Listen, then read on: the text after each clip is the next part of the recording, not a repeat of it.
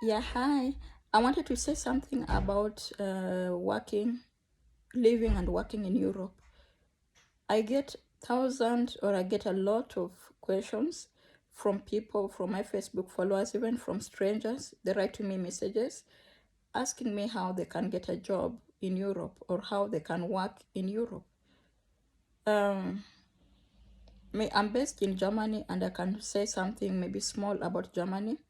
It is like this. It is never easy for someone who lives in Africa to get a job visa direct. I know there are those people who have done it, but I say it is not very easy. I see some people, they will write to me, they want to be a driver. I should invite them.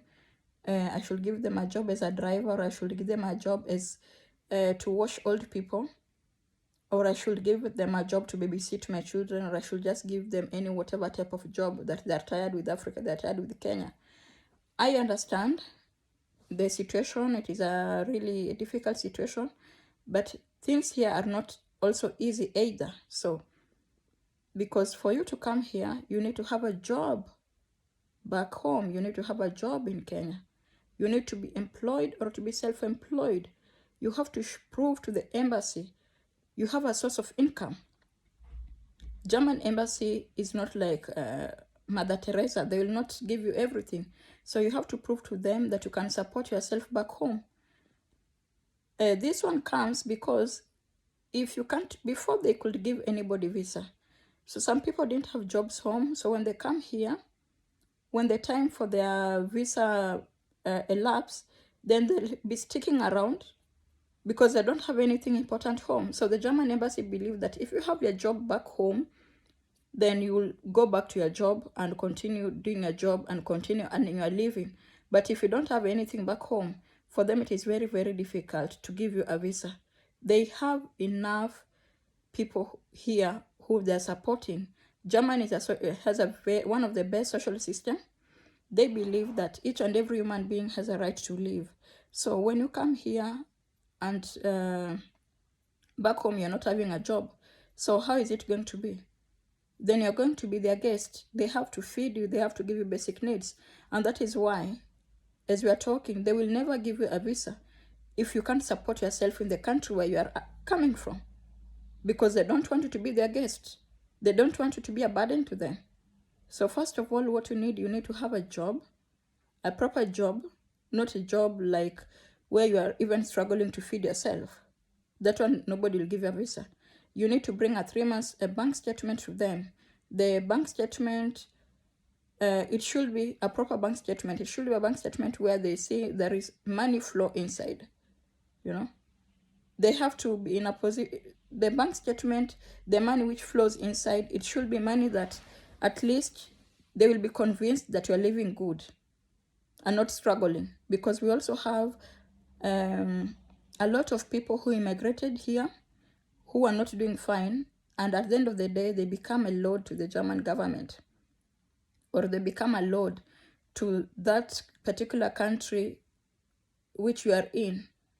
Let me say these countries which are in the European Union. They know that every human being needs a basic support, and so that is why they try to avoid it up front. So job is number one. Number two, you need some family ties. If you have a family tie, it is very, very good for you. The last time I checked, young people are not being given visa by the German embassy, or by these countries which are in the European Union. They don't give visa just like that these days, especially to young people, because they believe a young person who don't have any family ties, who don't have a child, or who don't have a wife, don't have a reason to go back,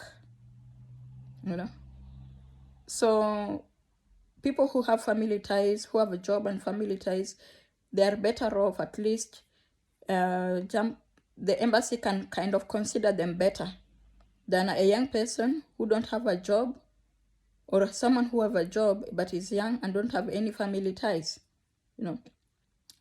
Another thing, if you have any travel history, sometimes that one also is an added advantage for your visa application, because at least they see, okay, this person has traveled, This person is not running away from his home.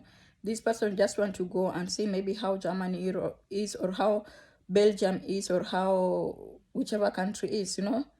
Then they understand that you just want to be a tourist. You just want to visit a different country and see around and maybe learn a thing or two.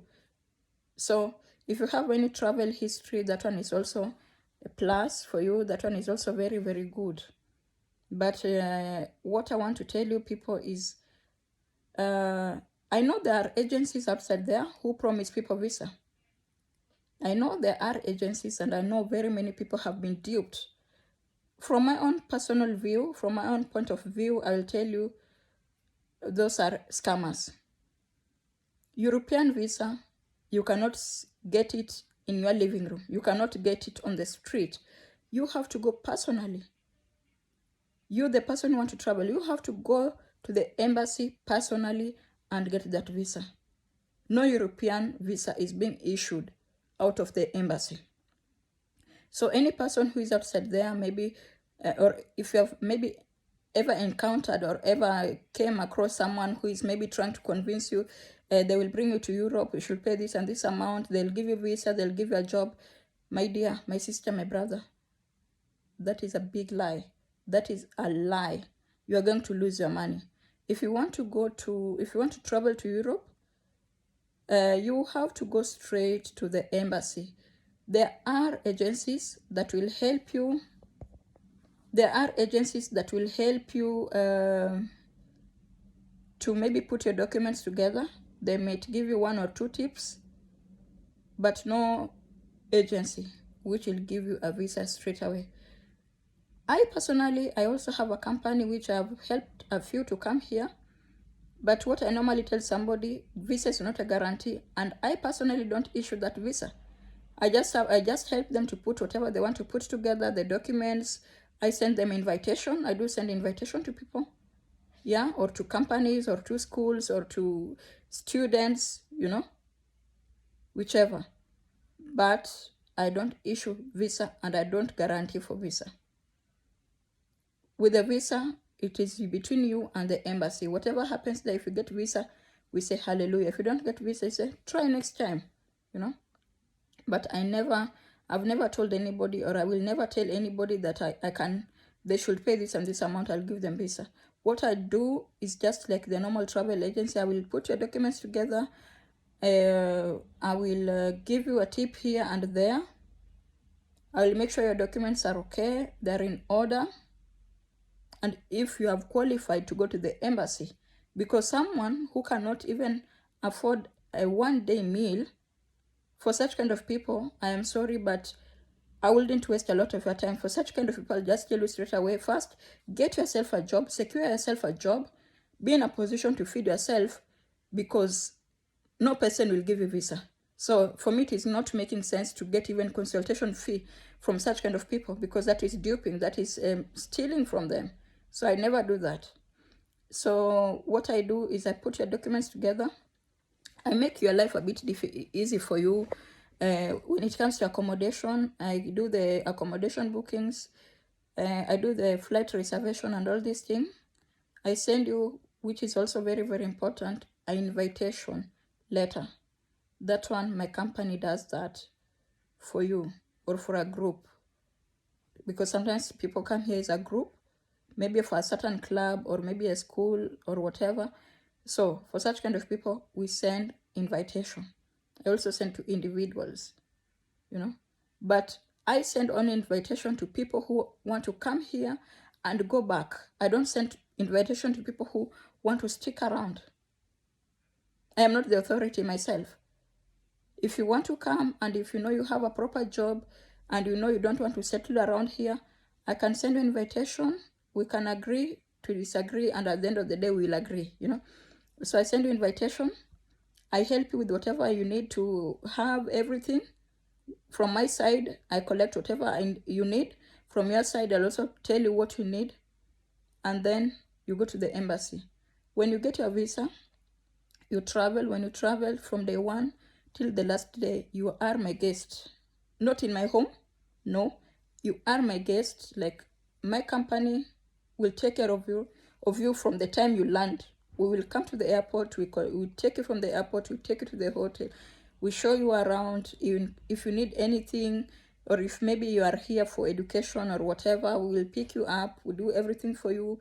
We'll take you to that education institute which you are supposed to attend to. We'll make sure that we are the people who will organize how you'll be going to the education institute and how you'll be going back to the hotel. We'll show you around. We'll just guide you, That is what we do. But we don't issue visa. I don't have any embassy in my house. And I don't know any person at the embassy. And even those people who tell you that they know, I don't know who their grandmother or the cousin of their grandmother is at German embassy or French embassy or Belgium embassy. Yes, you might be knowing somebody as a person, but it doesn't mean that if you know someone at the embassy that it is guaranteed that you're going to get a visa. Because your visa, it is not being processed in Kenya. Your visa, the host, they have to check also the person who has invited you. Is a person in a proper position to invite you?